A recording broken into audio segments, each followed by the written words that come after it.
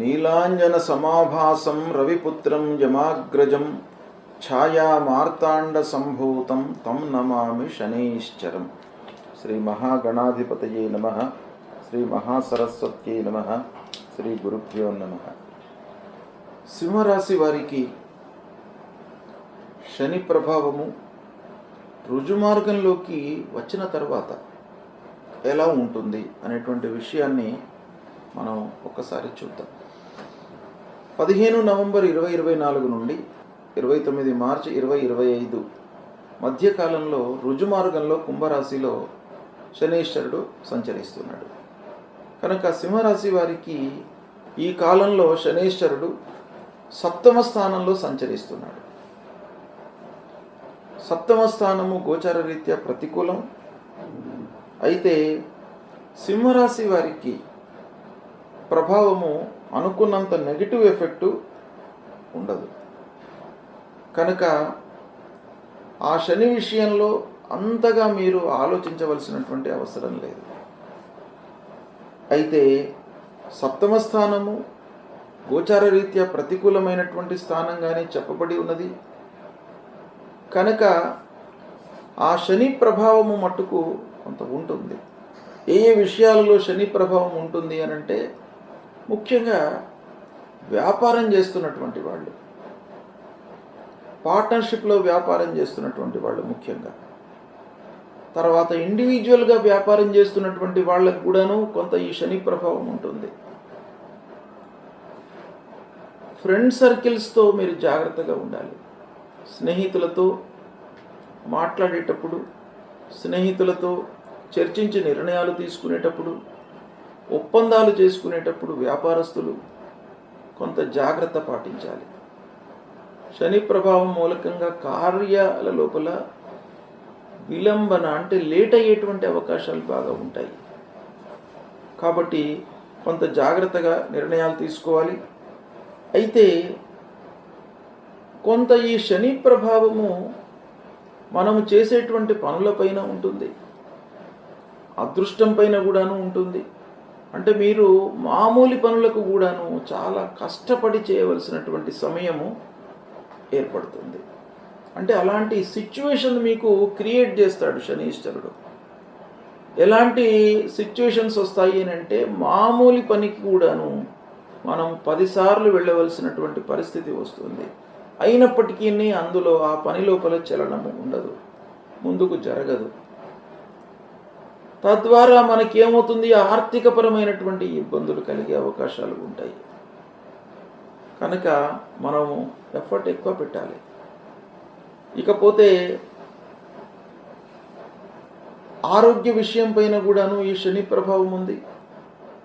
కాబట్టి మీరు పని లోపల నిమగ్నమైపోయి కొన్ని విషయాలను, ఆరోగ్య విషయాలను, ఆహార నియమాలను, ఆహార విషయంలో పాటించవలసినటువంటి విషయాలను ఇగ్నోర్ చేసేటువంటి అవకాశాలు ఉన్నాయి.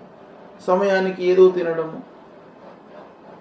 తర్వాత పని లోపల మనము నిమగ్నమైపోవడము, ఇలాంటి వాటి మూలకంగా మీకు ఆరోగ్యం పైన ప్రభావం చూపిస్తాడు శనైశ్వరుడు. 7వ దృష్టితో జన్మస్థానాన్ని చూస్తున్నాడు. కాబట్టి శారీరక మానసిక ఇబ్బందులు కలిగే అవకాశాలు కూడాను ఇక్కడ బాగా కనబడుతున్నాయి. కనుక మీరు శ్రమించాలి. ఎలాగూ మనం పనిలో నిమగ్నమైనప్పుడు దానిపైన మనస్సు నిలపాలి, పని చేయాలి, కష్టపడాలి. హార్డ్ వర్క్ అనేది తప్పదు. అయినప్పటికీ కొన్ని విషయాలను, ప్రధానమైనటువంటి విషయాలను మనం ఇగ్నోర్ చేయకూడదు. ముఖ్యంగా ఆరోగ్యం, ఇలాంటి వాటిని మీరు ఇగ్నోర్ చేయకుండా ఉండాలి. ఇకపోతే ఇంటి వాతావరణము కొంత ఇబ్బందికరంగానే ఉంటుంది.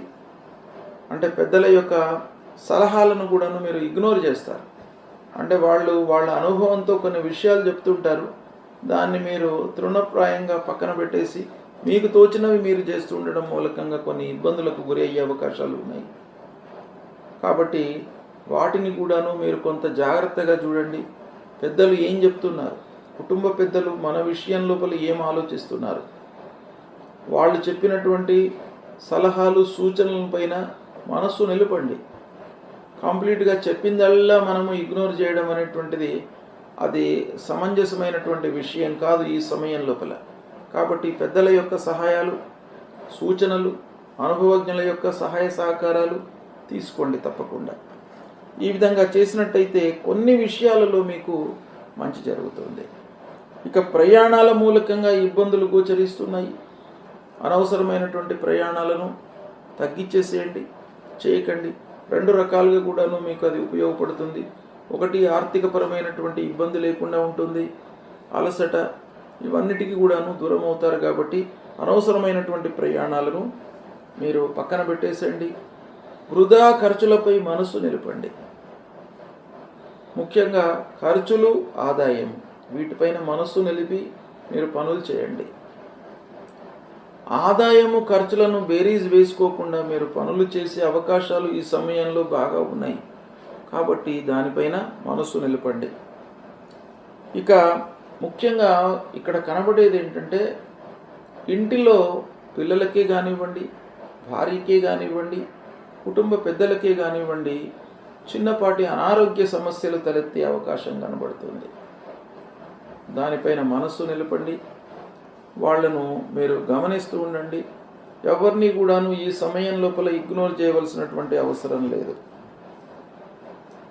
ఇక వ్యాపారస్తులకు ముఖ్యంగా అనాలోచితంగా చేసినటువంటి పెట్టుబడుల మూలకంగా నష్టం వాటిల్లే అవకాశమే కనబడుతుంది.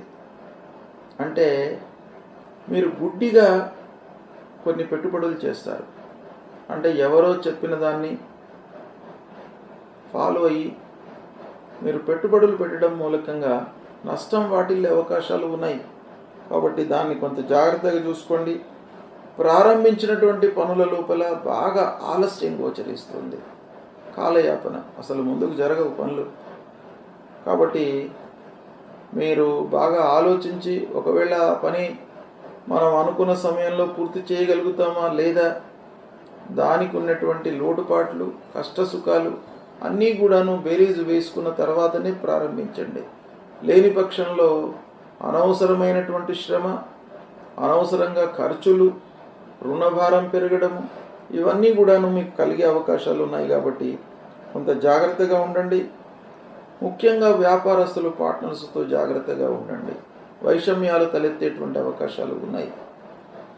వీటిని దృష్టిలో పెట్టుకున్నట్టయితే మీరు కొంతవరకు నెగిటివ్ ఎఫెక్టును అధిగమించేటువంటి అవకాశాలు ఉంటాయి. ఇక ఈ సింహరాశిలో 3 నక్షత్రాల్లో జన్మించినటువంటి వాళ్ళు వస్తారు. ఎవరు?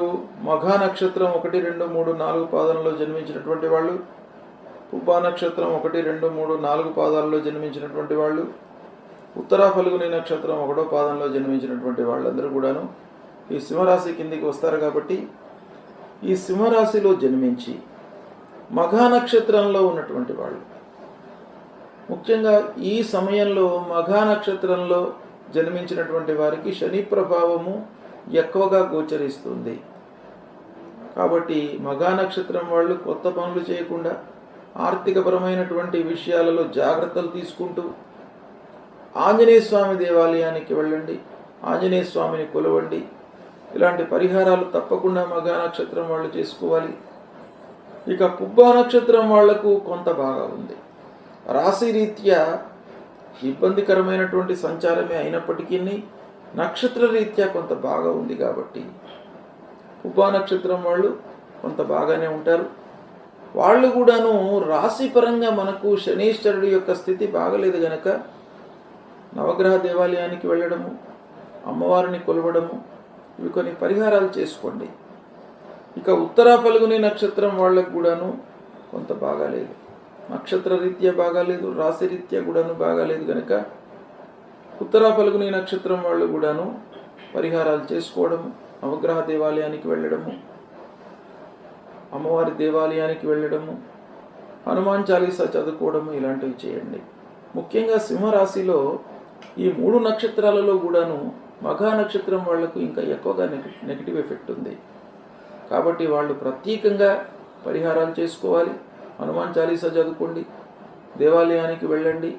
ఇవి చేసుకున్నట్టయితే మీకు తప్పకుండా ఆ భగవంతుడి యొక్క అనుగ్రహం లభిస్తుంది, శుభ ఫలితాలు కలుగుతాయి.